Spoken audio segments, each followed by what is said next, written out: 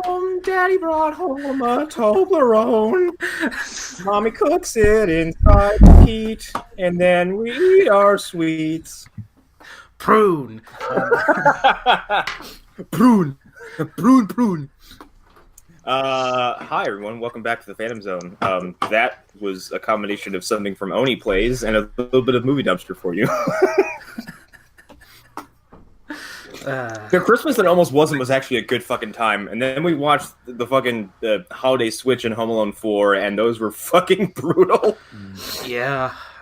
Just listening to Holiday Switch today, Dude, that sounds like an awful film. Here's my other take about Holiday Switch.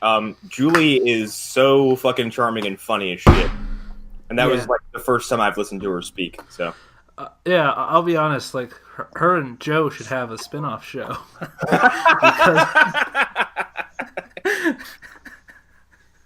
I mean, obviously they have a lot of chemistry with each other. Yeah, no, they are. Well. They're a perfect couple for each other, and like, I've had more of a window into their lives than I guess than all of you have, and like the recent thing they got for Christmas, which is the big fucking picture of Vigo.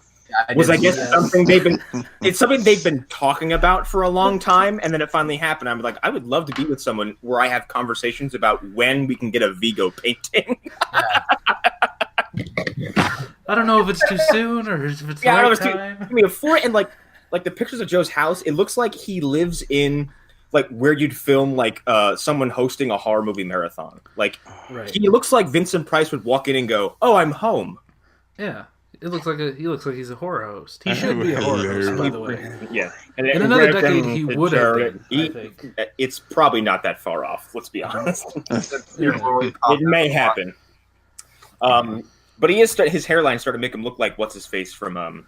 I only recognize him from the Hitman movie with Timothy Olyphant, but he's been in a bunch of other stuff. He was in Twin Peaks. He was one of the... one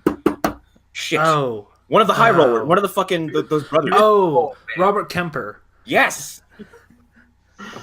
I don't know why I know his name. Probably because of Prison Break. He was in Prison Break too? Yes, he's in Prison Break. Captain Cold. My only frame of reference for him for a long time was Hitman with Timothy Olyphant, and I felt terrible about that. I owned that movie on DVD at some point. Cinematic classic. Hitman. The director's cut is pretty fun because it's just like at some point the movie is just a splatter fest. Yeah. Like Olyphant is just gunning people down and they are exploding into just like packets of red ketchup. Like it's gross, but it's awesome. Yeah. But anyway, I'm Connor McGraw, and this is going to be an episode of the Phantom Zone. We do our top 5 liked things for the year, and if we have some time, we'll do a thing we liked from last year. And I'm definitely going to make time for the thing from this year that sucked. Sucked. Hopefully. Yeah. Hopefully we have time for that. I am Arlen Harrow here, joining Connor today. I guess I'm Hunter Davenport. Like a phoenix rising from the flame. My return has been foretold by crones and two-headed cattle. We open the door to bring my desolation and mutilation of the English language to all of you. Hi, I'm Erik Fedorchak. We left the door to the loud dimension open too long, and he just wandered right back in. Yeah. It's kind of like a cat that you just kind of discover that you have. Yes. Well, that seemed like a sibling to the loud dimension called the Lovecraft dimension. The Loudcraft dimension? Yes. Or the Loud Love dimension. Oh, no. Oh, no. You're opening a different door that you do not want to open I've had roommates that lived in that dimension. Nope. Oh, man. Nope. Eric, have you listened to the Home Alone 4 episode of Movie Dumpster yet? Not yet. No, I have not. Okay, well, I will spoil one bit, and it's because as I was watching Home Alone 4 for that show, in the next room, I can hear Ashley and Dean watching Home Alone 2 and hearing what a good fucking time they're having. And Joe goes, "That is like laying in bed and listening to two people fuck." Yeah, that's pretty accurate. Like, yeah. It's so accurate. Yeah. I'm alone with this fucking piece of shit movie, and people are having a great fucking time. I can hear it. It's weird to hear like someone go, Kevin in that room and watch this movie and watch French Stewart as Marv go, oh, Kevin McAllister. I'm like, what planet am I on? Lightly in the background, the end theme to the Hulk starts playing in your world. Or like fucking Requiem for a Dream. Like, oh god, fucking that. Oh god, the Kronos Quartet. Yeah.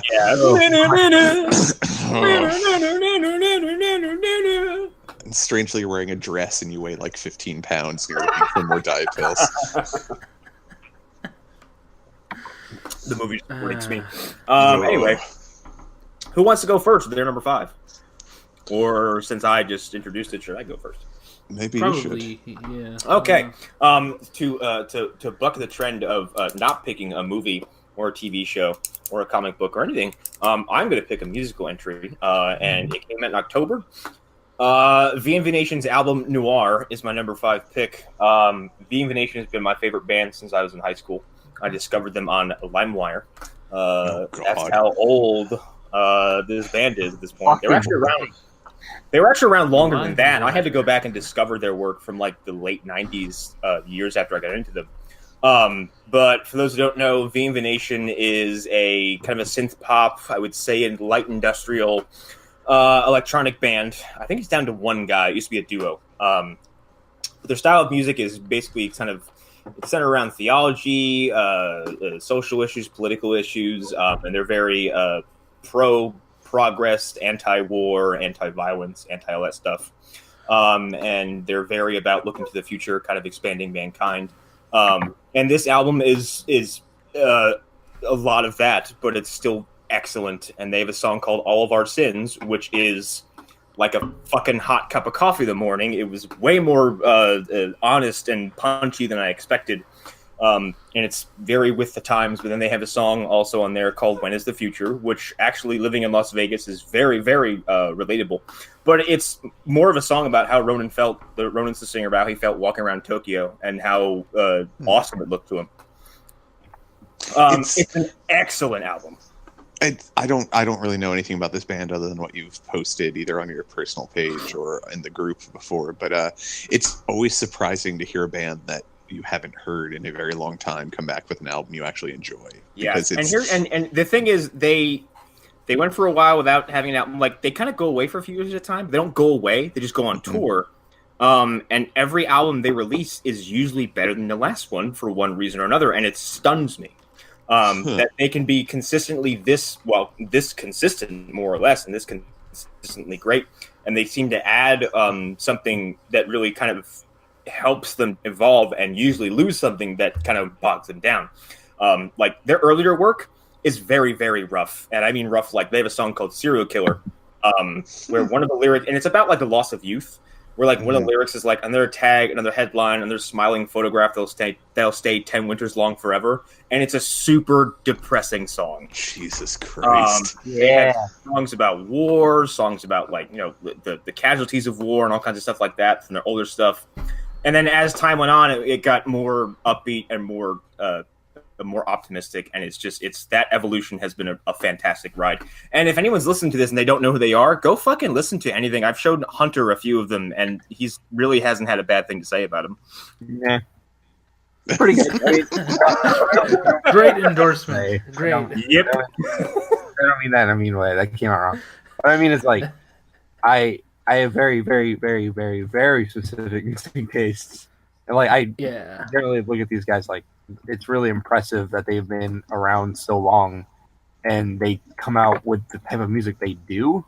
Yeah, it feels very modern. And then like Ronan Harris has an astounding voice, and then you see him and he is this short, pudgy, bald Irish guy who apparently has a filthy fucking mouth when he's not on stage. Oh, hell yeah. And he really likes to drink. I mean, with a name like Ronan, and them being a European band, I'm not really that surprised he's from Ronan Ireland. Harris. Yeah. They used to do a lot of stuff. Like they're kind of in a circle of bands that are still making music with them. Apoptygma Berserk, Front 242. Actually, Front 242 is gone. And Project Pitchfork were all kind of in the same bubble of music. They all make drastically different music, but they've all been around for like 25 fucking years, and they all just keep getting better and better and better. Apoptygma actually ditched most of their, because they used to be a straight up electronica band, and then ditch most of that and switch to more electronic rock. And they have a cover of Major Tom that is amazing. And they have a couple of covers they've done that are in that area that are really, really fucking good. And Apoptigma Berserk is probably one of my favorite, like, kind of current electronic rock bands. And that's how I discovered the Annex, which I shared recently in the chat. They did that cover of Cry Little Sister and Burn. Yes, Burn was so their Burn cover is fucking incredible because it's not like a drastic departure from how the Cure's version is. It just sounds very modern, and it's really good. Yeah. And it's hard to cover the Cure and not totally fuck it up. Oh, yeah. Looking at you 311. Oh, God. Oh, no. I don't think I'll ever get to dig at 311 or like music in general in the show ever again. So there it is. Fuck off 311. You don't have to worry about doing it because life has already done that to them. So. Oh no, that's not good. But that's my number 5. And like I said, if you haven't checked out Viva Nation, this is kind of maybe kind of stoke the flames of curiosity. Go track them down. They have shit tons of music. They did the soundtrack for some movie called Gene Generation. They had what's her face from Crank and Crank 2, the very crazy Asian girl. Oh, Bai Ling. Yes. Oh my. And they supplied a track for Hellblade's Senua's Sacrifice, and the way it's used might break you in half if you come across it in the game. So there's that. Yeah. Okay, something to look forward to in that game. Nice. Well, aside from the game being... Well, yeah, I didn't mean it sound so dismissive, but yeah, just something more to look forward to in the game other than how good it is so far. That's that. Who wants to go next? Hunter, do you want to go, or do you want me to? Sure. Yeah. Okay. So, 28. I'm going to preface this list by saying 2018 was an awesome year for things I like. Yep. And so, for me to put this as number 5 was kind of like physically painful because I was like, I wanted to put it higher, but there's just so much stuff. Daredevil season 3 is my number 5 because there you go. Damn. I had to get it on there, and also Daredevil's like my shit. Like it's It's basically my Reverse Flash. But like, man, I just really love this season. It was so good. As like a fan of the character, it was just so good. No, the ending that it had, where it kind of just got canceled, kind of sucks. Like, where it puts the character by the end of the season is something that I just really, really love. It's kind of how I feel about the situation between George Miller and Warner Brothers and the fact that I may not get another Mad Max movie, but if Mad Max has to end on Fury Road, I'm okay with it, and I've come to terms with it, and it's totally fine with me. Yeah. Yeah. And like, where Kingpin is and what they did with Bullseye, it's just like, man, it's so amazing to see that there's a Daredevil out there that's this good. Yeah, and honestly, like, more people need to kind of discover this show. Even if like comic book shows are not your wheelhouse, like, I think you need to give this a fair shot. If you haven't given Daredevil a try, because it's if you're still worried about Ben Affleck's Daredevil, like, A, you need to move on, and B, like, things have changed and people have understood the material better since then. And you need to go in just disregarding that entirely, because it's an entirely different monster altogether. It's deathly serious. It's actually got like themes and stuff to it that are relatable and that you can pull apart and talk about. It has fantastic performances. Fucking Vincent D'Onofrio is a goddamn tornado in all three of those seasons. He's so good. He's so good. And doing Fisk talk has become one of my favorite activities. Vanessa. I went to the store to buy a couch. That is so easy to do. It's way easier than Negan speak. It was white. Well, Negan speak, you have to kind of come up with like what I would describe as like doodaddy cuss words, which is like you come up with something that sounds corny and then add fuck to it. Yeah. Which is like, well, holy fiddle fuckily sticks. That's Negan's speech. With this posting, you just kind of have to start telling a story and start out like curve. By the end of it, you're screaming. And like certain words get emphasized like over others, and then like you have to kind of have these long, weird, uncomfortable pauses between sentences or maybe even words. And then every now and then just go Vanessa. She is my world. Vanessa, she's my rock. If I had a rock, I would paint it white. But yeah, Daredevil season 3 is fucking great. Even if I haven't finished it, but I think Daredevil on the whole is fantastic. And I promise I won't turn it into Alan's Daredevil season 2. I will get to it soon. Yeah. It will not be a full year before I finish the whole thing. But I've said on the show before, it's the cancellation that sucked the energy and motivation out of me to finish it. But once that passes, I'm going to sit down and watch it. And considering that we're on a break between CW shows and Movie Dumpster, I think I can actually sit down and just work my way through it. Nice. Yeah. Anything else you want to add, Hunter? I mean, it's fantastic. Like, if you have not watched it, go watch it. That being said, the rest of this list is going to be a wild ride into the psyche and hobbies of Hunter Davenport. That's right. Are we gonna go with the rule of last year, where if we pick something that everyone else has, we just discuss it then? Yeah. Sounds good. Feeling at least 2 movies going to come up on everyone's list. Yep. Yeah. Probably. One was in theaters and one we all discovered on our own. Yeah. Well, maybe. We'll I think the one that you were just alluding to as the latter is going to be my number 5, which was Mandy. Yep. There's my number 3. Yeah, that movie was like a bolt of acid-filled lightning that just it filled up your veins with horror and wonder at the same time. Yeah, Mandy was my number 3. Anybody else pick Mandy?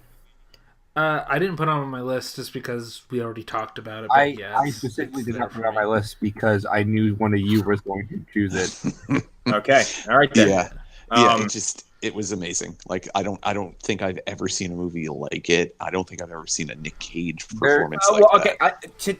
To follow up on that sentence, I've never seen anything like it. Like I've seen movies that elicit a similar emotion of like staring at the screen, kind of wide-eyed and slack-jawed, going like, "What is this?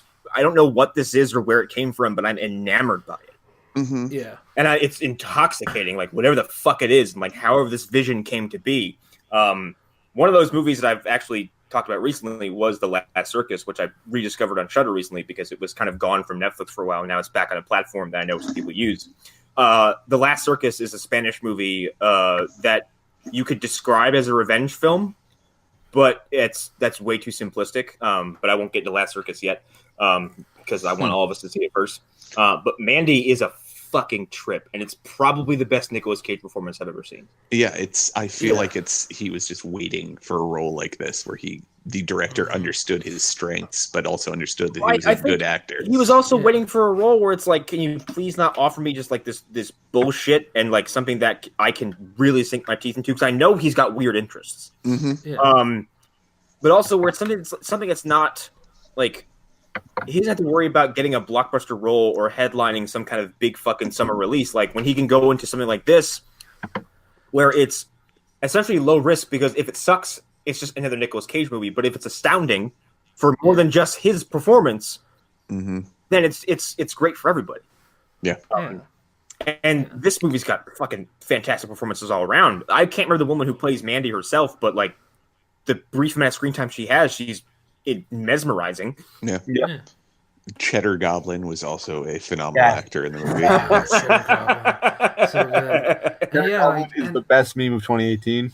Yeah, and I feel like we brought this up in our review, but like Cage, we get to see both sides of Cage, which is the thing that I love most. Like, we get that fucking crazy, like, a tornado that is Cage unleashed, and then we get like soft Cage, which is something that not many people know about. And he talks about Galactus for a little bit too. He does. Yeah. And we get to see him freak out in his underwear while chugging vodka. So and here's the thing, like you get like the 3 faces of Cage, in like a 25-minute window. Mm-hmm. You get goofball Nick Cage being a nerd with his girlfriend, and then you get like fucking emotionally distraught Nick Cage as he watches something horrific happen, and then you get full on like pedal to the metal, like unrestrained Nicolas Cage in a bathroom in his underwear, chugging alcohol, just screaming. Yes. Yeah. And then he kind of carries that over when he goes and sees Bill Duke, and he's just sitting there, he's like, crazy fucking evil, man.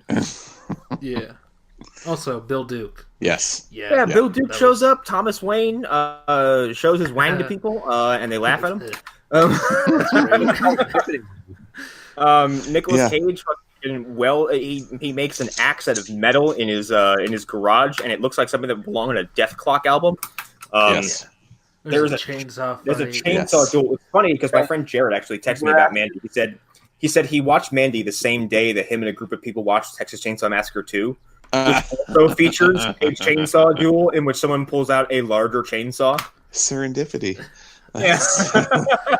He was like, I think we were meant to discover this. I was like, everyone was meant to discover Mandy. Well, yeah, I'm seeing people in Pixels and Reels who are starting to see it for their first time, and I'm like, oh my god, I'm so jealous. It feels good to be ahead of the curve, suckers. Yeah. But yeah, it came out of the blue. Like, I'd seen a trailer for it like however many months before it came out, but then just watching it was a completely different experience than anything I could have ever expected. And and like all I kept seeing was that one picture of Nick Cage as he walks into the room with the guy with the tiger, whose name also escapes me because he's in a bunch of shit. He's in Doom, he's in the Rob Zombie movies. He's the villain in Rob Zombie's 31, which actually is not a bad film. It's not. That's surprising. It's not. It's kind of weird, obviously. But it's not as like in your face and over the top as The House of a Thousand Corpses. Okay. It's not as good as Devil's Rejects, but it's still pretty good. I still maintain that Devil's Rejects is the best movie he's ever made. Oh, it is. It is, bar none. He plateaued with that fucking movie.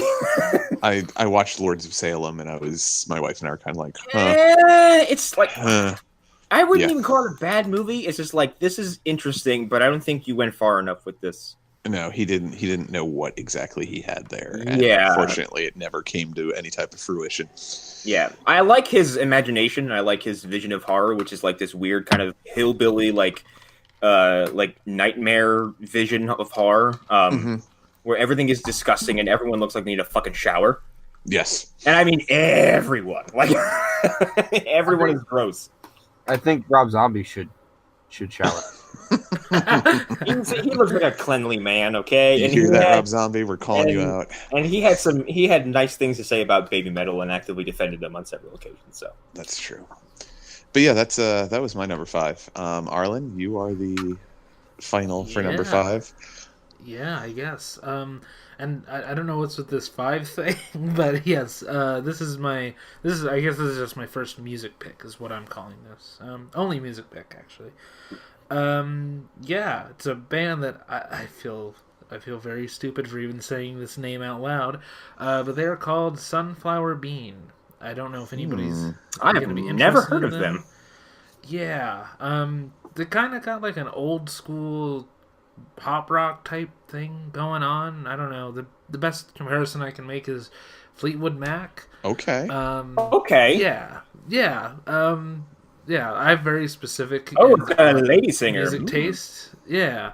That's part of it. Anybody who knows me personally knows that I have just very specific taste when it comes to music. But yeah, so they're very, that's why every time band. like I tag you in like a band or a song I find and you react to it, I'm like, ooh. yeah, because that means that, like, for one, the picture didn't scare me off, and two, the music was interesting to me. Yeah, that's why I tagged you in that Georgie K thing today, because that woman is a fucking force of nature, and she should be singing James Bond themes. That's how good she is. I feel like they should, I discovered her actually watching that show on Netflix, Residue. Oh, that's she right. sang the opening to that show, and that song itself, like without that show attached to it, is still fantastic.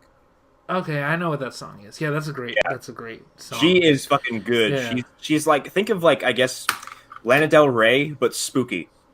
Yeah. that's what I remember. I remember it reminded me a lot of the Luther theme song, which is also fucking great. If you it's spooky, scary Lana Del Rey. It's fucking great. Yeah, that's a good pick also. But yeah, I don't know. It's if anybody looks this band up and if it interests you, that's great. Actually tell me if you think it's great. I YouTubed them right now. Yeah. Wow, okay, your Fleetwood Mac comparison is so frighteningly on point in the first 2 seconds of this song. Yes. It's they're very, but yeah, their music videos are very artsy, and I'm not really picking their most recent album because I kind of discovered them this year, so it's really just all their stuff. But they had an album this year, so they count for this year. I Was a Fool sounds like it should be on a Fleetwood Mac album. Yes, it does. A lot of their songs sound like they should, and then some of them sound like very, very 60s. Like it's very throwbacky, but I don't know. It doesn't feel it doesn't feel contrived to me, at least, which is what a lot of throwback artists. Yeah, do. you know who actually did that really well? Who I discovered last year was the Ting Tings. Yeah. They have a weird, old British pop rock throwback sound to them, and it just fucking works. Yeah, and it still feels very modern. Yeah, and Gerard Way did that with his solo act actually a few years ago, and it's really good. Yeah. I know he kind of falls into Hunter's spectrum over there. Kinda. He has a song called "A Million," like it's a million pieces or a million ways. And it sounds like something from fucking 40 years ago, and the music video is a weaponized animated GIF. Yes, yeah, it is. It's a great video. Yeah. I like this new future we're heading to, where GIFs are weaponized. Throw them to Jimmy Barnes. Go, go, go.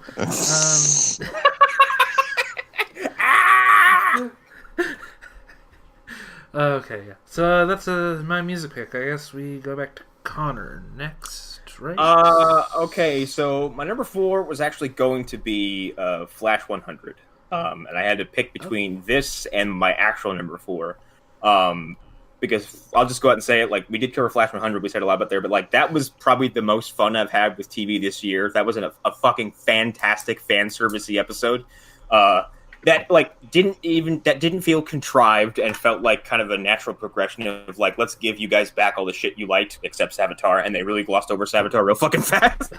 Yeah, they did. They didn't even film new footage with Savitar, but they bought to film new footage with Zoom. But my real number 4, and this is kind of hard to place, is Spider-Man for PS4. That number fucking game was number 2. Wow. It's hard to sit down, finish a fucking so many other things. A, calling for my attention, and B, there's too many responsibilities. I used to it, but Spider-Man by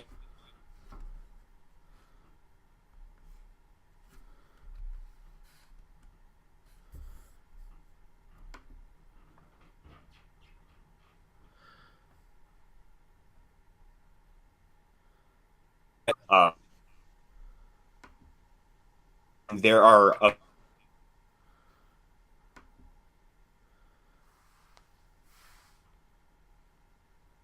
he does die. And I won't fucking. It is like tumbling down a mountain full of emotional stuff.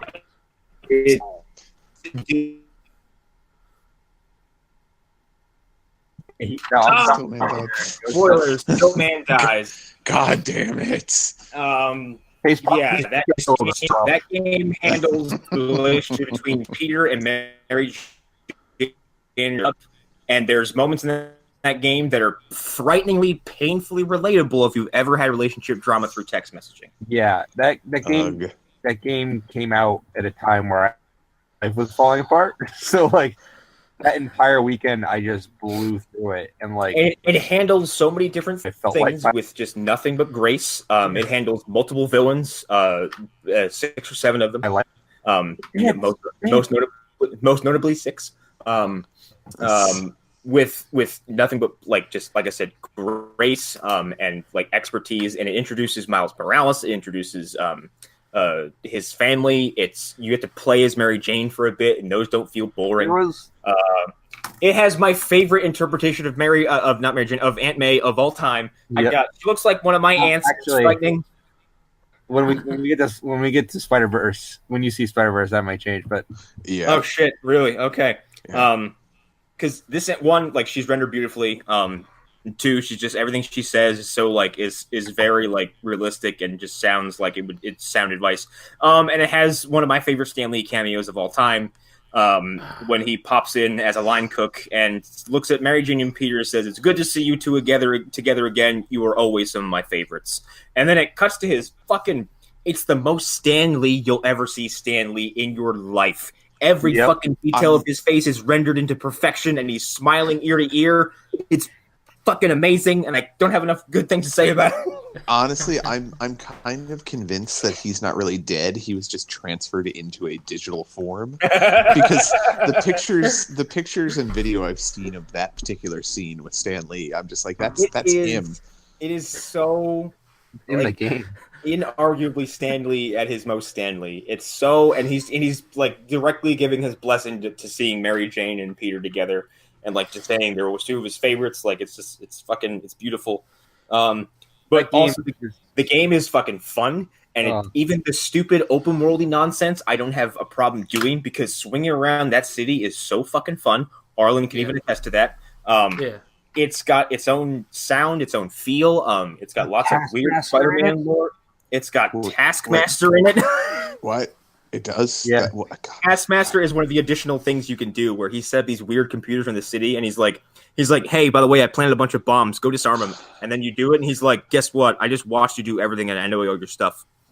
God damn it. I need a PS4. And then he shows up and he's like, guess what? We're fighting now. And I know all of your combat tricks. And up to that point in the game, if you have upgraded everything, so has he. Yeah. There's a main villain who's a character that I had never heard of before. Yeah, and he's fantastic. Oh yeah, he's not even the main villain. He is the main villain for Act 1. Where I am, and it is advertised. He was advertised in the main it's the villain he's talking about is Martin Lee, aka Mr. Negative, who I had no fucking clue who he was. And the characterization of Martin Lee in this game is tremendous because he's basically a domestic terrorist. Yeah, it's amazing to me that there's a game that came out in 2018 whose main selling point was like, "Yo, we got Mr. Negative in this game."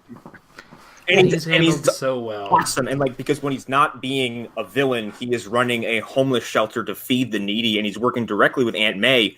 And like the interactions between Peter, Mr. Lee, and Aunt May are very, very wholesome and very, very innocent. And then you see what he's capable of as Mr. Negative, and it's just handled so fucking well.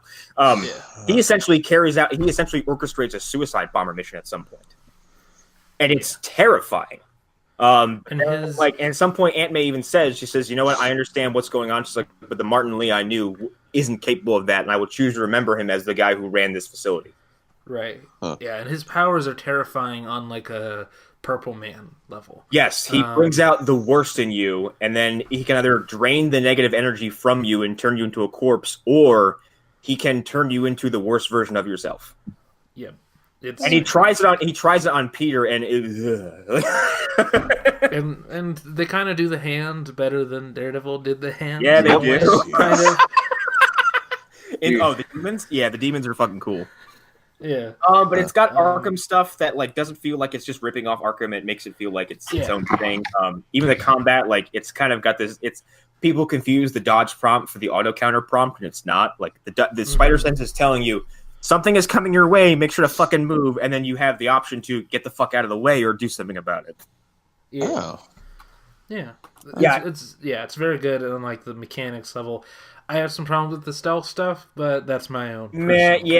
Stuff. It's if once you figure it out, it's insanely easy to exploit because Mary Jane gets something that definitely helps though. Mary Jane stuff is good, but it's like coming from Arkham, where like I've played entire levels of that game just doing stealth, like not ever having to like fight anybody face to face, and that's some of my favorite stuff. Is just like, I'm in the darkness and you can't find me. And like, I think the thing with, and I think Yahtzee from Zero Punctuation said it best. He says, It says stealth in a Spider-Man game is laughable because Spider-Man by nature is the color of a police siren. Like, right. Yes.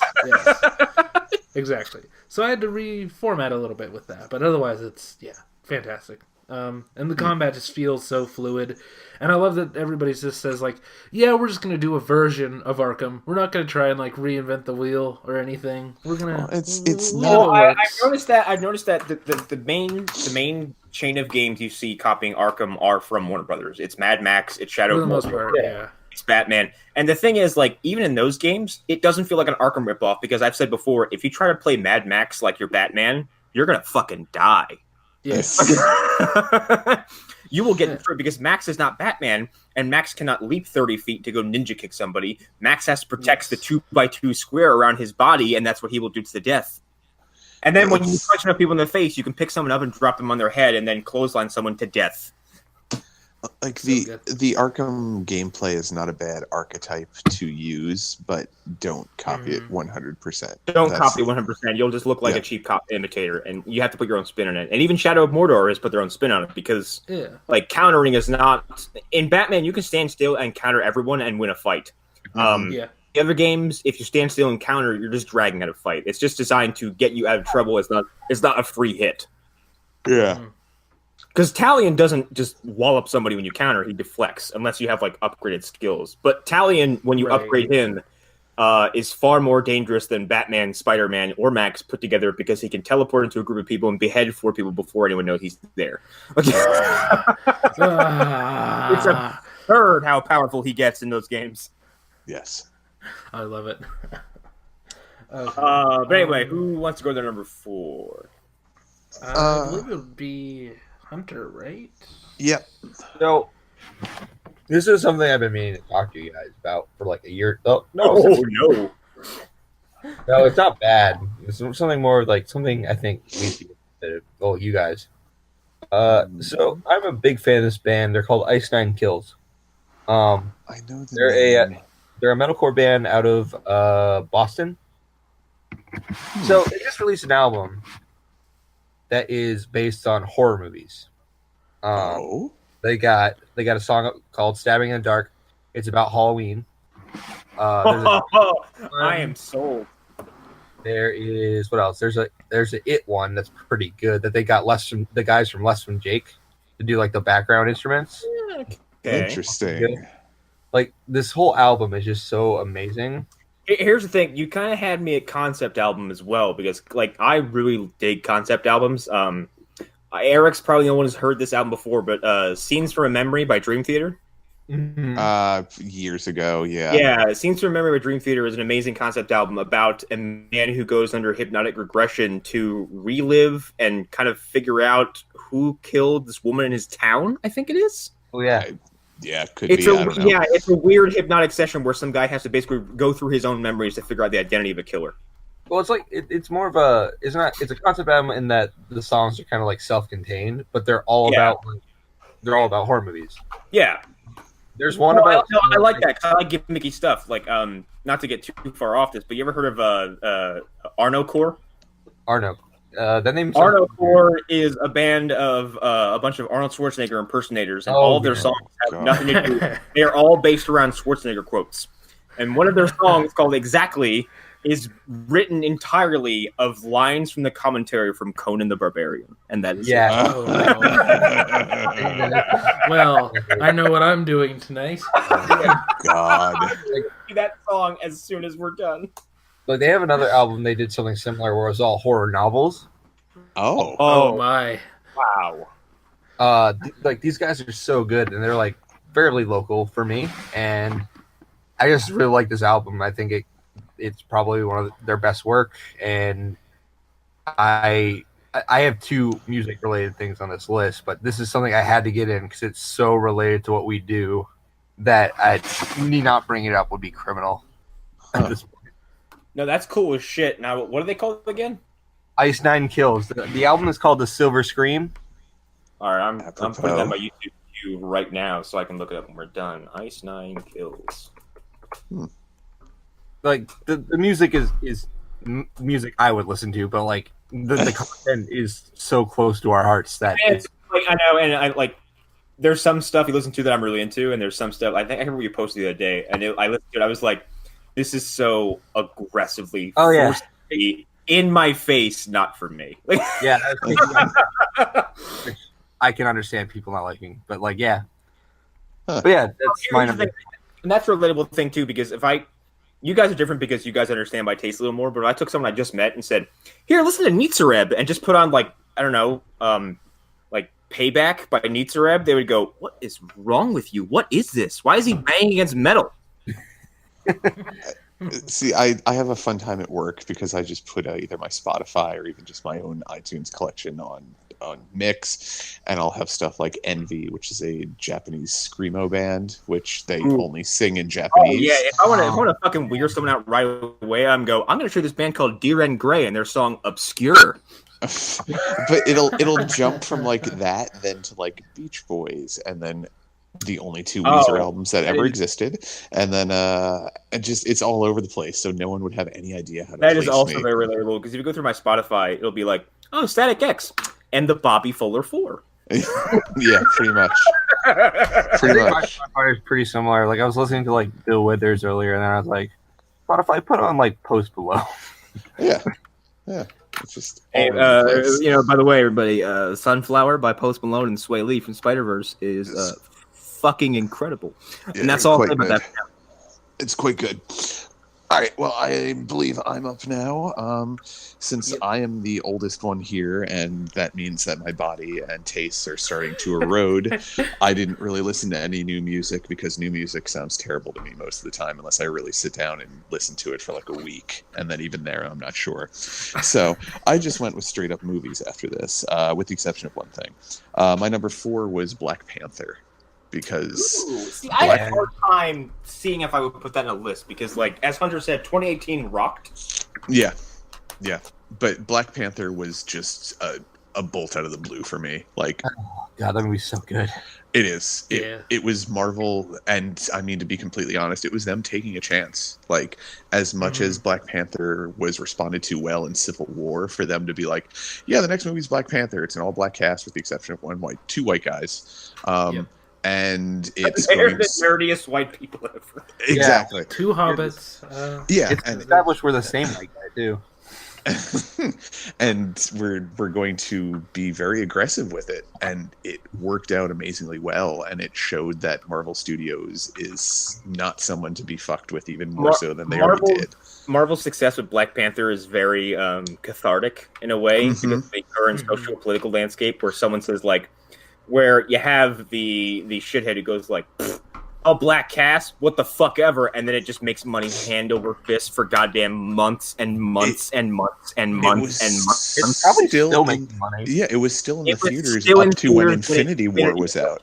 Yeah. Exactly, and it was still making money then. Like, it is absurd how successful Black Panther was, and it's so delicious to see like people like, and it's delicious to see like people like Ben Shapiro be like, "Ew, why are black people excited about getting a Black Panther movie?" Bleh! And then someone responded, it's like, Ben, like, by that logic, people should be happy that they aren't being stabbed every day. Like, stop. Exactly. Yeah. I mean, just look at Chadwick Boseman. I mean, how is he 40? Is he 40? He's 40 and he's a better hairline than I do, and he's in better shape than I am, and his skin looks better than mine does, and everything about him is better in every fucking way. I hate him. Like, I love him. You put me next to him, and it's like Hans Mole Man standing next to him. It's just, I'm 40, he's 40. What has happened here? What has happened to my life? What choices have I made that have led to... Well, I know what a lot of the choices are that have led to this, but but Black Panther, I hate to sound like the woke white guy, but it was so good to see a film that was led by an all-black cast do so well. Just to rub it in the face of all of the assholes out there who were just like, well, they can only do comedies and gangster movies. It's to rub it in the face of all these galvanized pricks who feel like the current president has given them the space to be a racist piece of shit. Yep. That's why it's satisfying, because ultimately in this country, the highest form of power is money, and Black Panther made all the fucking money in the world. So, Yeah. So And Monster, I get it. You want to leave the room. Stop scratching my chair. But I'll say this: it was nice to be in a theater and not see like the same 50 people that are always in the theater. Yeah. That I see every time. Yeah. Like, there were people that I had never seen go to the movies before that were there, and that was nice. That was a good. That's awesome. Felt right. Yeah. Well, it's important that everyone should be represented. Like, I feel like there are ways to go overboard in either direction, and this movie did the perfect middle ground. I have said it before, like, representation and diversity is a great thing. And, like, I'm glad that Crazy Rich Asians came out and did as well as it did, because that's just more fucking ammo against these idiots. Yeah. But at the same time, on the other hand of it, like, as far as 2018 goes, the pat themselves on the back, we're proud to be diverse bullshit needs to stop. And when you're the head of a $1 billion company stepping out and going, we're all about diversity, look at all these things we've done, it doesn't come off as sincere, it comes off as tacky and forced. And that's why you piss people off with Ghostbusters. That's my soapbox moment for the show. And soapbox over. But I don't know if you guys have anything else you wanted to add about Black Panther, but it's fucking great. Yeah, no, it's still great. I mean, I've had a lot of time to process it, and like, it's still an enjoyable movie. You know, I mean, I don't know, like, there are things that have happened since. It's a fantastic multimedia event too, because like the movie is great. It's going to introduce people to the comic book if they haven't seen it, or it's going to elevate the comic book status. And like, there was a great song attached to it. Multiple great songs. Yeah, there was a soundtrack attached to it that was great. Like, it's like currently Spider-Verse is probably primed to do the same thing. Honestly. Oh, it definitely is. It definitely is. And and if anybody does want to hear like dissenting opinions on Black Panther that are like actually like good dissenting opinions where the person talking about it like knows their shit, go watch the Cosmonaut Variety Hour. Yes, he is very good. And he did not like the film as much as everybody else. But when you watch it, you're like, okay, I don't agree with everything, but I'm not even saying that I don't think it has weaknesses. Like, I think the fight scene at the end of the movie is poorly filmed. The worst thing about that movie. Yeah, I mean, I just mean the one between Black Panther and Killmonger. Oh, yeah, that's what I'm talking about. The solo fight between those two is like is puke worthy. It's so fucking bad and floaty and full of some very unconvincing CGI. Yeah, not as good as the other ones. Yeah, it doesn't get good until Michael B. Jordan's last line of the film. Yeah. Yes. Like, it's also coming off of Civil War. Like, it lacks any emotional resonance that like watching Cap, Bucky, and Iron Man go to war in a missile silo does. Yeah, and it's the ending of a movie that I thought was filled with a lot of action scenes that were doing interesting things that I hadn't seen in other Marvel movies necessarily. They were bringing out more rhinos. Yeah, like there's two scenes of just like two very, very naked men fighting. Do we need to examine this more, Arlen? Do we need to? No, I'm just saying. Very. They were so naked. It's noticeable how naked they are. They were the nakedest. God damn it, you guys took it a completely different way than I was. Describe that fight that way. Two very naked men.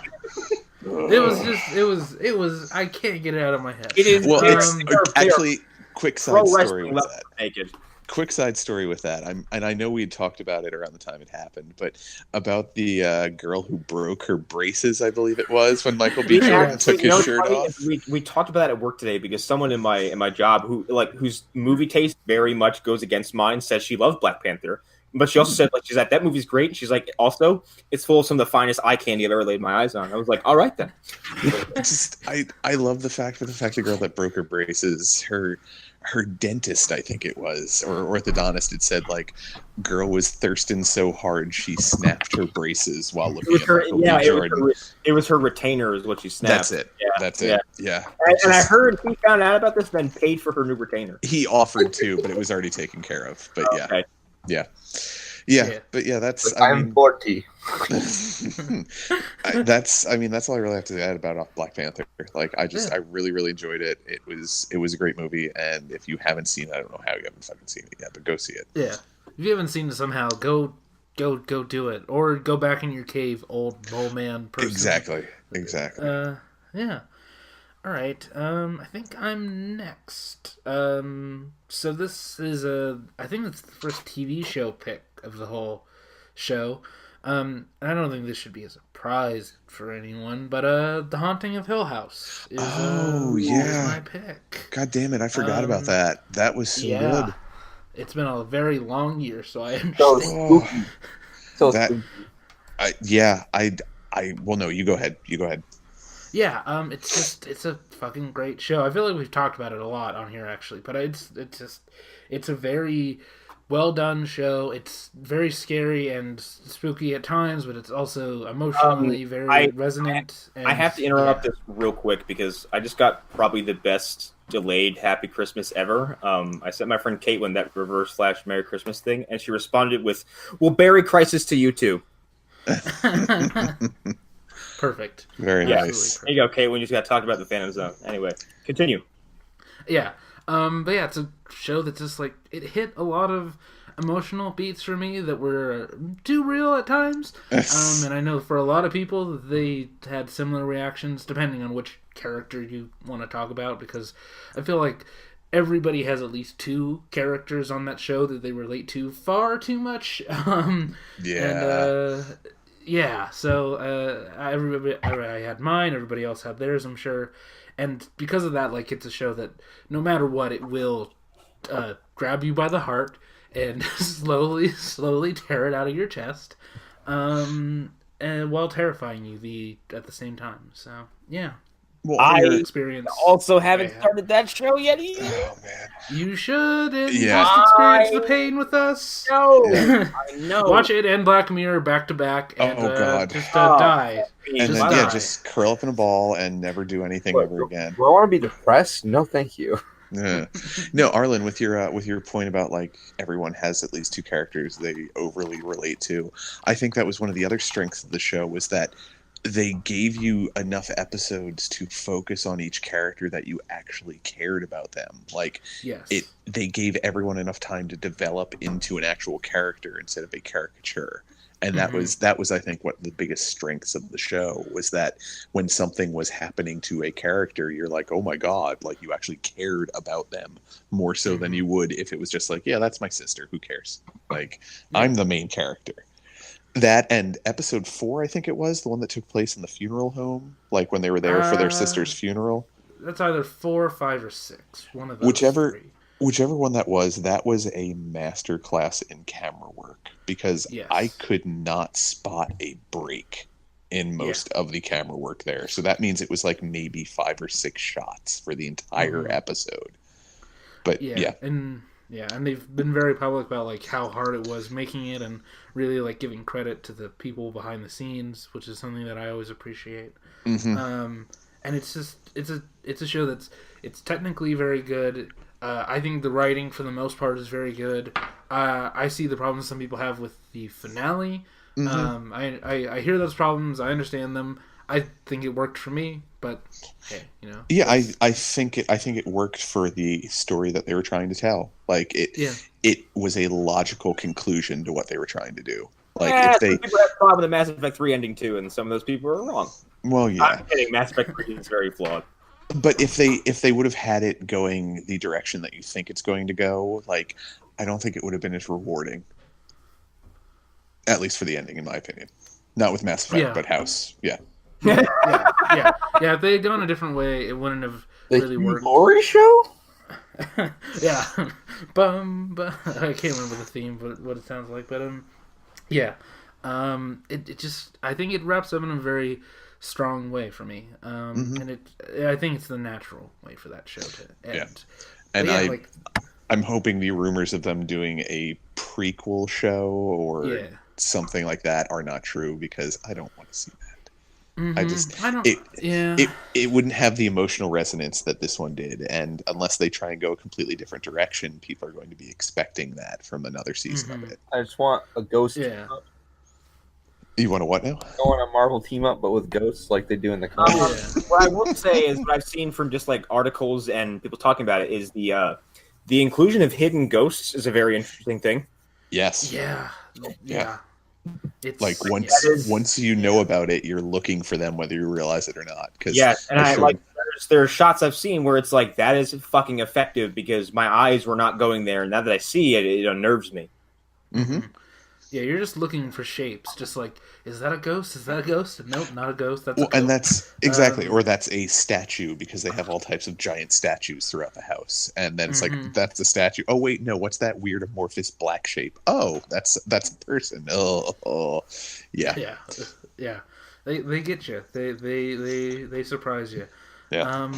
It's just and also on that show is.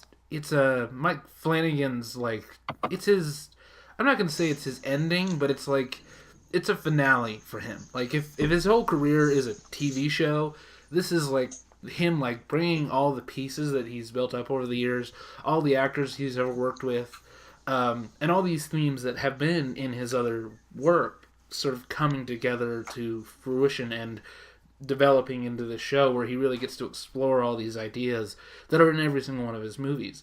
And for me, as someone who has watched just about all of his movies except for like Ouija 2, seeing people who were in his previous movies was like, that's the person from Absentia, a movie most people haven't seen. Oh my god, I know exactly what you're talking about too.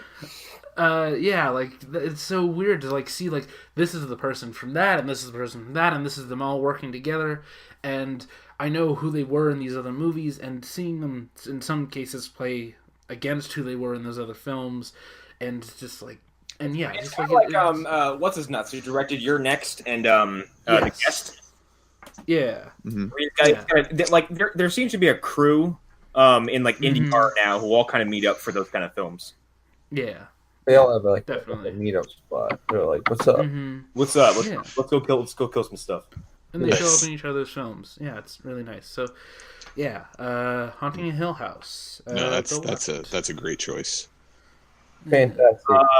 Is it back to me? I believe so. Okay.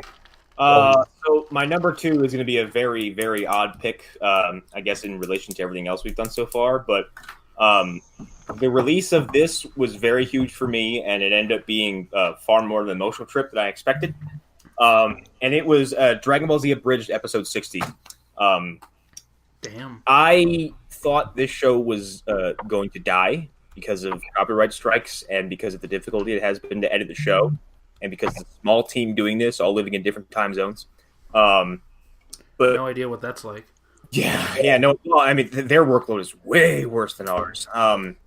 But Dragon Ball Z Abridged was something I got into about 4 or 5 years ago, and it was a bolt of positivity in a time where I was like kind of in a rough spot. I was pretty sad all the time. But then, like, after discovering it in every subsequent new episode, like, I just discovered these guys really finding their comedic voices and somehow managing to make Dragon Ball Z not just better, but it reinvigorated my fan interest in it, and I ended up spending money on some of those shovelware video games that came out. I went back and rewatched the dub. I started to gain interest in some new stuff that was coming out, and I'm firmly of the belief that if there was no Dragon Ball Z Abridged, Dragon Ball Super would not have happened. And I will fight anyone who disagrees. But episode 60, specifically part 3, because it's a 3-part episode, was the end of the Cell Saga. And they managed to take moments from the main series and make them just as emotionally resonant, if not more emotionally resonant than I did in the original the first time I saw them. For instance, when Cell kills Trunks and Vegeta freaks out, they changed that moment to Vegeta solely focusing on Trunks and listening to him die.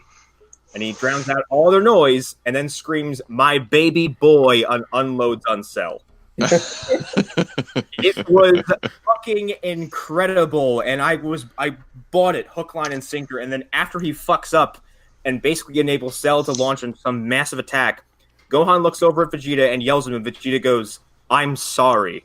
And then Gohan goes, "Oh my god, we are fucked." Like, the episode ends with, as most people know, with Goku going off. He dies, Cell dies, and Goku decides to stay dead for a while because everyone comes to Earth looking for him, and he basically takes the blame for all the bad stuff happening. But he ends the episode in this weird meta speech about how he says, "I'm not afraid of change, and I know everyone's going to be okay, so I don't have to be back for a while." And I feel like that was the writers of the show kind of saying, like, everything's going to be fine, like, you know, we'll be back one day. And then at the end of that episode, it said Dragon Ball Z Abridged will return for season 4, and I lost my fucking mind. But it's one of my favorite ongoing series right now, and I know all of us haven't watched it, and I know Hunter watches it probably the most of any of us so far, but like it is such a well done and sincerely made fan show that does not deserve all the shit that it goes through to get up. And I think even as of a few months ago, like part 2 of episode 60 was taken down for a copyright strike. But they managed to get it back up again. Yeah, it's ridiculous. And I think if there's people out there who like Dragon Ball and haven't given it a shot yet, they really have to. It's very, very fucking good. It's one of those things that I keep meaning to check out, but I don't ever have the time to actually watch. It's fun to watch because like if you watch episodes like 1 through 10, you're like, this is old. And it is. The first episode was made in 2008. Oh jeez. We're about to hit 2019. Yeah. Yeah. It looks like it was made in 2008, and it sounds like it was made in 2008, and like there are fucking George Bush references and stuff like that. But then around episode like 11, 10, 11, 12, 13, and 14, you really see that they made strides technologically from a writing perspective, from a voice acting perspective, and they really found their comedic voice. And then they introduce Frieza, and everything immediately changes for the better because Frieza is probably one of the best things they've done. I'm more flabbergasted that they've been around since 2011. You Yep. said 2008. Yeah, that's 2008. Jesus, yeah, that's kind of unheard of with YouTube channels at this point. Mm-hmm. And they've expanded. They did Hellsing Abridged, which is I could not breathe the first time I watched Hellsing Abridged. They did one episode of Attack on Titan Abridged, but that was quickly killed with a legal strike. So there's just one episode. And as of recently, they took Final Fantasy VII, the game, and they did the abridged treatment by taking the game footage of them. They took actual game footage and did something I wasn't expecting, which was add lip flaps to the game characters through video editing, changing all the speech bubbles and adding their own art into the game to make it something entirely different. And it's fantastic. We need to see this. Final Fantasy VII Mission Abridged, and it's got it. They did their own soundtrack for the game. They covered every song. They did their own renditions of everything. They're going through the game sequentially, so you basically get to see everything. So it's the whole game with the abridged treatment, and God. it is funny. My God, it's funny. There are scenes I'm thinking of in my head that I need to see them do. Yeah, I'm looking forward to Eris' deaths because I know these guys can do emotional resonance, but they also manage to do that whilst being funny as fuck. Let me ask you this, Connor. Did they get to the cross-dressing? Yes. Yes, and it was fan-fucking-tastic because they reframe it as going in there to save Tifa. And you're like, oh man, Tifa, we saved him in the sex dungeon. And Tifa's like, what are you doing here? I was going to fuck this guy and get some information out of him. Why are you here? And why is that person in a... Oh my God, that's Cloud. He's in a dress. Amazing. That's awesome. Yeah. And Barrett's whole thing is he keeps telling Cloud, don't fuck up. He says, because if you do, I'll be there. But Team 4-Star is an astounding group of people, and like if you can support them, please do because they really need it and they deserve it, honestly. And if I had to give an honorable mention, I would say DC Universe Abridged as well. And I think all of us here, maybe with the exception of Eric, have seen at least one thing from them, and they're fucking good too. Nice. I was there. I was there because I happened to be present at the current time in the moment that occurred. Ultra right-wing Superman is my favorite version of Superman. I'm the entire reason. Okay, yeah. So Cyborg is sitting there. He's like, I'm gonna miss you guys, except you, Superman. You're part of the reason I'm leaving. He goes, ha ha! Don't be modest. I'm the entire reason you're leaving. Because Superman, that show doesn't like black people.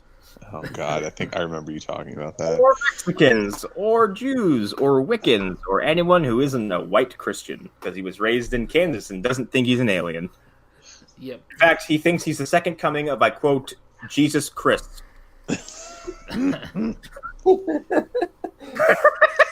Sounds right. Sounds okay, right. that's my number 2, so I'll pass it on to someone else, because that's me really just kind of showing a lot of love for Dragon Ball Z Abridged. Yeah, I think it's Hunter's number 3. Okay. So my number 3 is Castlevania Season 2. Something I haven't watched yet. Yeah. I can tell you exactly why. Here's why, and you'll understand this right away. Someone said to me, Netflix is doing a Castlevania series, and I chuckled, and then they said it's animated, and I went, ha ha! And I walked away. And then you watch it. And then I didn't watch it yet, but apparently everyone was like, no, it's fucking great. It's written by Warren Ellis. It's got to be really good. Okay. Here's my selling point for Season 2 of Castlevania. There's a Viking vampire whose name is Godbrand. No, there's more. His name is what? His name is Godbrand, first of all. His favorite thing to do in the world is he turns people into boats. Yeah. Yes. That's the most anime bullshit I've ever heard. Yes. He turns people into like flesh boats. That's his thing. He brings it up like constantly. That's cross me, man. I'll turn you into a nice canoe. Kinda, yeah. The thing I've heard about the show, and I mean it's something that's pretty common with Warren Ellis, is the phrase competency porn, which is watching cool people do really awesome things well. Yep. Yeah, I have also heard that there's a mild berserk aesthetic to it. Yes, there is. Which made me turn my head and go, ooh. It's metal as hell. Like he fights like Trevor Belmont and Alucard fight like actual like monsters from Castlevania, and like they're like slicing out eyeballs and like it's so metal. It's so good. Oh, so it's like that Pixie song. Yeah. Well, there's no violence like anime violence. Because only in anime violence can someone have their head sliced in two, and then there's a pause, and then there is a jet stream of blood for 45 seconds. Yeah. I don't need to kill you. You're already dead. Yeah, like every there's an abridged version of that too. And it's fucking great. And actually, now that you mention it, Team 4-Star, to promote the Cell game stuff, was bringing in other animators and editors to have Cell versus whoever. And there is saw those. There is a Cell versus Kenshiro one, and it's fucking pretty great. He rolls up and he goes, "Sup, Road Warrior, you get off on the wrong bus." Yeah, I did see that one. And he's like, Bugman. He goes, "Homeless man." Are you mostly bug meat or are you man meat? Because I don't like bug meat too much. But yeah, Castlevania Season 2 is just fan-fucking-tastic. And like, it easily the best non-video... Well, it's the best Castlevania thing we're ever going to get for probably eternity. So yeah, honestly, that's probably the best bet. Yeah, but what about the brand new pachinko machine coming out 2019 that will appease our Yakuza overlords? How fucking dare you? Honestly, actually, in regards to video games, like Super Smash Brothers is probably the only thing you'll get with Konami characters in it until the end of time. No, I don't like that. I would not be surprised if Konami... like Nintendo was like, "Fine, can we let's just put Pyramid Head in Smash Brothers and call it a day." They aggressively don't care. They fucking like that port of Symphony of the Night and Rondo of Blood that came out is like just a rip of the PSP game. And then people called Konami out, and the response was basically like, "So." Yeah, and basically what I heard about Metal Gear Survive is it's the most unflattering way to end the Metal Gear series possible. Yep. It's like you stole assets from one of the best gaming engines currently available, and you put out this piece of shit lazy game with it. And then they stuff Silent Hill shit in that game, and then you're like, "Are you fucking serious?" Yeah. Oh my god. And that is why you can get that game for $10 at Target. That's really sad that they just that's how little they prioritize that shit. Those were both those are licenses to print money at some point. Not to go off on a tangent, but Silent Hill was starting to wane, but Metal Gear Solid was still relevant and popular, and people were anticipating that game. And then Konami's like, "Yeah, fuck it, and fuck all of you." Yeah. Yeah, well, I mean, that's totally what Metal Gear Survive was. It was a big fuck you specifically to Kojima. Yeah, and then Kojima got a license to do where the fuck he wanted. And now, pretty much. And now I'm patiently waiting for my life to end when Death Stranding comes out, because I'm sure it'll kill me. Well, that's what the game is actually. It's you dying, and You that's how you play it. Yeah. And you go to heaven and Kojima's there, and he's like, "Are you ready? Over You again. right, kid?" Anyways, that's Castlevania Studio 2. All right. My number 3, I think, is probably going to be Hunter's number 1, but it was Into the Spider-Verse. Yeah, so good. It's beyond my ability to describe accurately on how happy I was about a good Spider-Man movie coming out. Like, don't get me wrong, there have been good Spider-Man movies, but this was a good capital From man what I understand, movie. this is a proper ambitious Spider-Man film in the sense that it went all in on like the weird of the weird with Spider-Man mythos. Yeah, I don't want to spoil, because if I spoil things, it's gonna lessen the impact. I know a certain character who's tied to like the very broad Spider-Man mythology is in it. That could describe a lot of different people. Yes. One of the more wacky parts of Spider-Man lore, like probably one of the most famous wacky parts of Spider-Man lore. Sure, Okay. yeah, but I will say this: there are. I don't know how to say this without spoiling anything. There are things that you're going to see, and you're going to laugh, and you're going to also tear up a little bit because they care that much. Yeah, there was parts of this I never thought would have made it on screen. Yeah. Well, I also heard that like they took into account like how much of a meme Spider-Man also become the last few years. That's kind of what I'm hinting at. Yep. Yeah. I know exactly what you're talking about because I heard about this. And I was like, they did not. Yes, they did. All I will say is stay for the end credits. Well, and even watching the end credits before it gets to the proper credits, it's visually fucking stunning. God, that whole is amazing. But just little things that, like, unless you actually care about Spider-Man, you're not going to know. Like, the bodyguard that's with the Kingpin in there is Tombstone. They don't mention it at all. Shit! They don't mention it once, and I mean, it's not like you really see him do anything amazing. Then you notice he's there, and then you're like, "Holy shit!" Well, that's the thing. I saw him right away the first time you see him with Kingpin, and I'm like, "Did they put Tombstone?" Yes, they did put Tombstone. The funny about that is that Spider-Man the game was like my introduction to Tombstone because I had no idea who the fuck he was. Oh, okay. This is classic. And yes, they handle that like. And there was a side mission with Mary Jane that involved Tombstone, not even directly Spider-Man. And I was like, "Who the fuck is this?" And then I followed up on that, and like, you have a fist fight with this dude because Spider-Man finds a way to kind of temporarily disable his kind of invincibility. You have a fucking brawl with Tombstone in that game. You tear up his bike shop, and at the end of it, you incapacitate him. And he's like, "You got a mean right hook," and Spider-Man's exhausted. And he's like, yeah, I'm gonna go and let the police handle you, okay? I'm beat up, and he just leaves. And like, he's sitting there, and his shop is messed up, and he's bloody. He goes, "Huh, I like him." And seeing Tombstone reminded me how much I was hoping he was going to show up in Cage if they would have done a season 3. Ooh. But yeah, like he would have been the perfect villain for that show. Oh my god! I'm just imagining. Oh no! Because he's not like what's nuts from season 2. Like he is a completely twisted version of Luke. Yeah, from what I understand, like he's got the same power, but like it also makes him look like a corpse. Well, and I could be wrong because I think I was half awake when I was watching an episode of season 2 of Cage, but I could have sworn there was a point where someone was on their cell phone and Tombstone popped up on it. Maybe. It wouldn't surprise me. me. I mean, I can Google that right now. Right.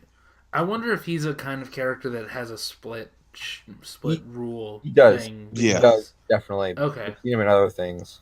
Yeah. Okay. Yeah. But yeah, Into the Spider-Verse, it showed that the people making it actually do care. Like, there are people at Sony who do give a shit about Spider-Man. They're not just seeing him as a toy to hold over Marvel. Part of me, like we were talking before the show, like part of me thinks Amy Pascal on some level must care. I think she does. Yeah, I on think some level. I think she just doesn't know what the fuck she's doing. No, it's something Arlen had said a couple episodes ago. I wasn't on, but he was saying that like she does well when she does other films like The Post and things like that. Like, they're good films, but when it comes to action type stuff, she's not the right person to be in charge of anything. Yeah. it doesn't make sense. But I mean, it aggressively does not understand the material she has. I think she gets distracted by like giant blockbustery stuff and like forgets to pay attention to emotions and character arcs and things like that, which are as important to those big event movies as anything else, I would say. And they should at least be competent. And this movie had all of that in spades, which also it ties back to what I was saying about Black Panther. Not to sound like the woke white guy again, but I was so happy to see Miles Morales presented on screen and done well, and he's now a face that isn't white ass Peter Parker that a kid of color could see and be like, hey, I could be Spider-Man too. And here's the thing with that, like my friend Millie, who is a friend of mine's recent ex-wife, she has 2 kids, and they're of African American Spanish descent. And I told her, I said, this is a movie you should probably take them to. One, because one of her kids looks just like the movie version of Miles Morales. It's fucking frightening. Like, I swear to God. But like, aside from like, outside Black Panther, like this is something that they can so fucking sit their teeth into and relate to immediately. Yep. Immediately. It's a movie that like, just the way they treat kind of like Peter Parker too is like something you don't expect. They understand Peter so well. Yes. And they understand seemingly every version of Peter. Like, they just like nail him, and for certain reasons they're able to really nail it. And just like the performers, and that's not giving anything away, hopefully, who play Peter, they both bring different things to Peter, but they both feel like Peter. Well, you don't have to answer this directly, but like, is it kind of implied that the Peter Parker in this movie is the Raimi Spider-Man? Not at all. No, but there's shades of it. They're definitely. Well, no. In the beginning, you see like Peter explaining his backstory, and there's direct scenes from the Raimi films in there. I will say that though, it does feel like an Elseworlds, like the universe that it's set in, the Prime universe, I should say. That it's set in feels kind of like an Elseworlds of almost every Spider-Man thing. Okay. Yeah, like the Prime universe that they have, it feels like, I'm trying to think of, it's like Logan. Yeah, that's the best comparison. Okay. All right, that's perfect. Now I understand completely, because like Logan was, you can count all of these movies if you choose to, and it will work for you, or you can disregard them and it will still work for you. Yeah, and it just changes like small details from like Miles Morales' origins, and like kind of like small details and everything, because it feels like this they condense some universe inside a universe. Well, and to an extent too, they took the Miles Morales origin story, but they didn't keep it in the same Ultimate Universe because these Peter Parker in the Ultimate Universe is maybe 4 years older than Miles at most. Yeah. And the Peter Parker in this world is 26, I think is what they said. I think they say he's like 26. 26, okay.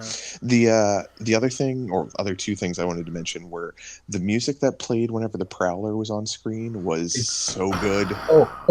The Prowler design in this movie is so fucking good. It's so terrifying. Yeah, he is. And every time he's on screen, you tense up. Your nerves just like fire, and like the music reminded me of all things of Annihilation. Yes. And that almost made my fucking list. I had to bump that off for Mandy.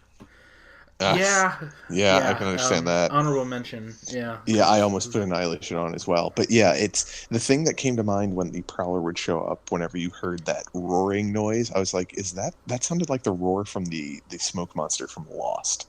Yeah, a little bit to me. Yeah. So he didn't just have his own theme. He had his own like soundscape. Yeah, kind of. Changes the scene that he's in. Like everything changes when he shows up. Like he's presented as this terrifying presence, and because I don't know what the comics version of the Prowler looks like, I didn't realize that it was the Prowler at first. I do like the Prowler is like one of my favorite Spider-Man characters. Is he the dude in the trailer who's purple? Yes. Okay, but you barely get a look at him in the trailers though. But yeah, and so the reveal about him was actually a surprise to me because I forgot. Oh, really? I forgot what he looked like. I knew that because of like the talk around Homecoming and certain characters in that, so I knew of that connection. Yeah, I knew of it.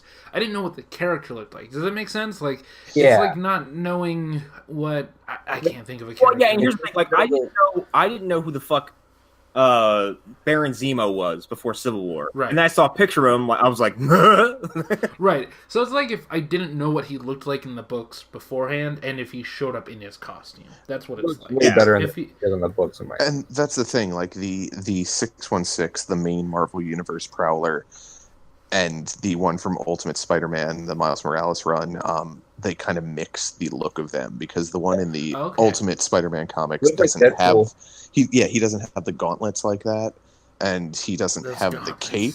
Yeah, those gauntlets were terrifying, but yeah, he was so good. The other thing I wanted to mention was the inclusion of all the other Spider-Men, Spider-Women, whatever, but Nick Cage was great. Oh my god, the funniest he was fantastic. He was fantastic. I don't want to say anything about any of the lines he dropped, like just because they're so good. They're so good. Shit that my Uncle Benjamin. Like take any like stereotype 30s like noir tropes that you know of. The way, this isn't really spoiled, but like the way they approach his lines, Connor, is it's like someone was describing the 1930s but didn't know what the fuck they were talking about. Yeah. Oh my god. Yeah. Yes. Like take someone who took a noir story and decided to make jokes about the type of language that they used in it, specifically the hard-boiled detective. That's Nick Cage's Spider character the whole time. That's fucking fantastic. Yeah.